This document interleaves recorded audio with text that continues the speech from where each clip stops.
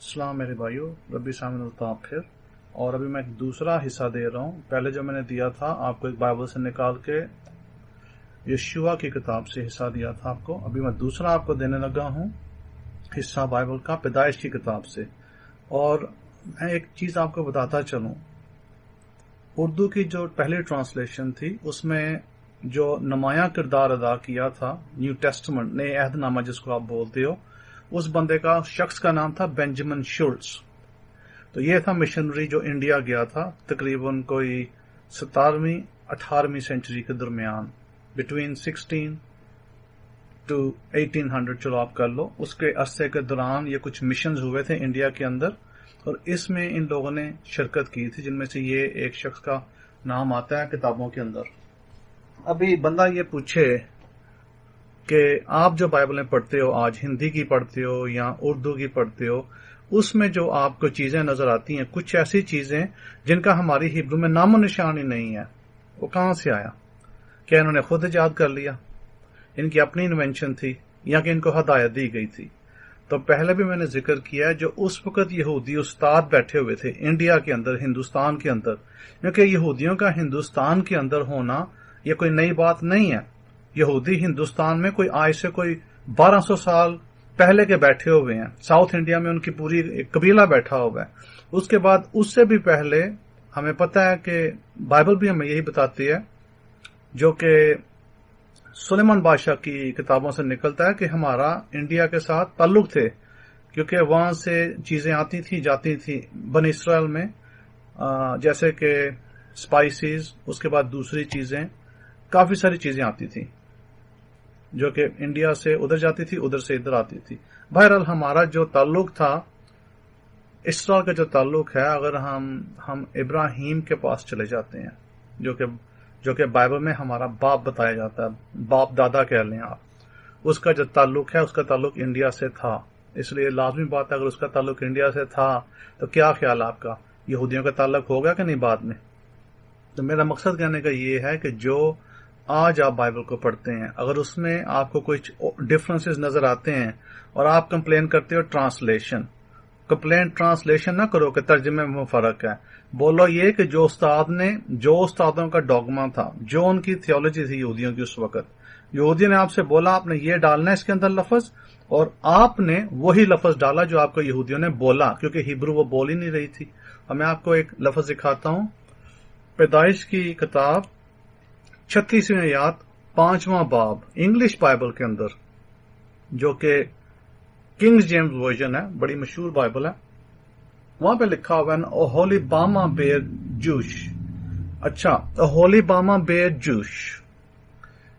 मैं अभी इसका आपको दिखाता हूं उर्दू का भी बाइबल में से निकाल के कि उर्दू क्या कहती है। 36वीं बाब पैदाइश की 5वीं आयत, और अहले यामा के यऊस और यलाम और कोरा पैदा हुए। चलो यऊस तक रुकते हैं। मैं अभी ये पूछूंगा कि यऊस आया से कहां से, क्योंकि जो इसकी एक्चुअल इब्रानी है वो यऊस बनती नहीं है, वो बनती है यिश।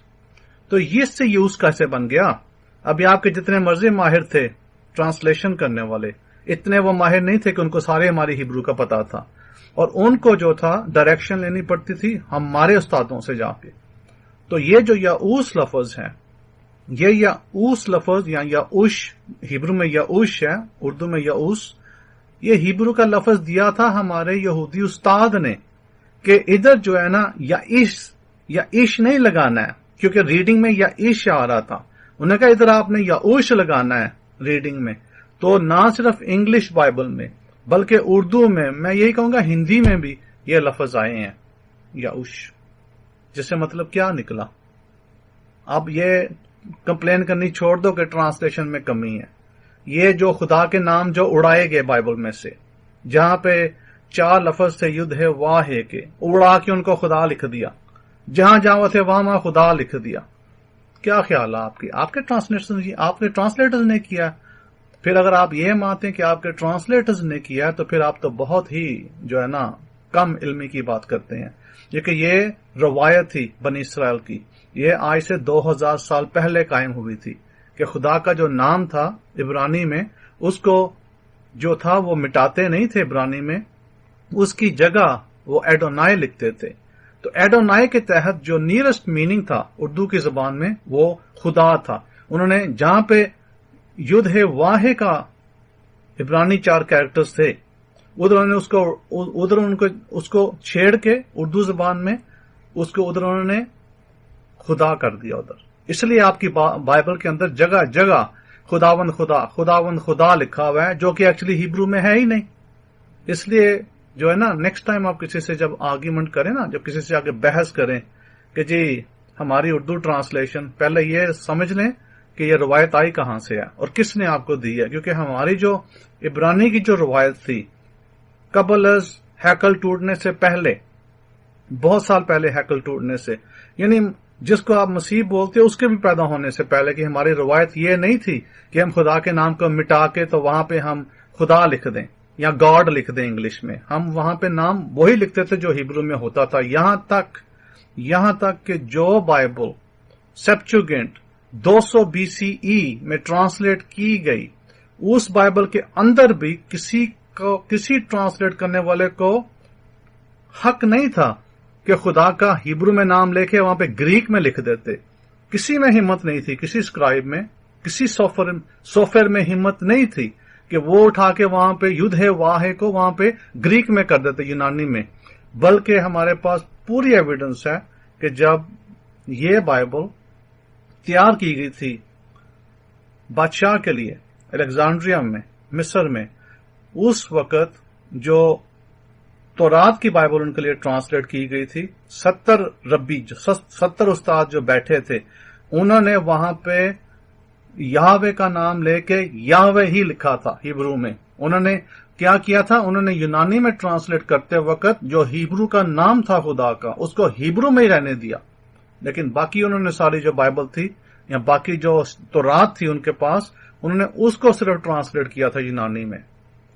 तो ये रहा आपका एक छोटा सा एपिसोड आपके लिए, समझने के लिए कि ये रवायतें कहां से निकली और किसने क्या किया और क्यों किया। तो मेरे भाइयों, उम्मीद है कि अगली दफा जब आप किसी से बात करोगे ना, तो ये एक्सक्यूजेज नहीं निकालोगे कि ट्रांसलेशन में कमजोरी है। ये एक्सक्यूज निकालना कि यहूदियों ने आपको दिया ही यही है, जो टुकड़ा आपको मिला वही टुकड़ा आपने आगे पेश कर दिया। अगर आपको पूरा जो था लफ्ज दिया जाता, आपने पूरा लफ्ज लगा दिया। अगर आपको आधा लफ्ज दिया गया, आपने आधा लगा दिया। इसलिए आज जो लोग हैं वो बेचारे कंप्लेन करते हैं कि ये ठीक नहीं है ट्रांसलेशन, या ये ट्रांसलेशन में फर्क आ रहा है। नहीं, ऐसी कोई बात नहीं है। ट्रांसलेशन में फर्क नहीं आ रहा है।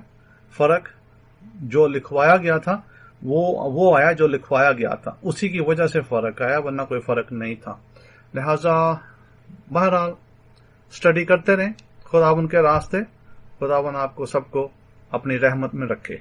आमीन व आमीन।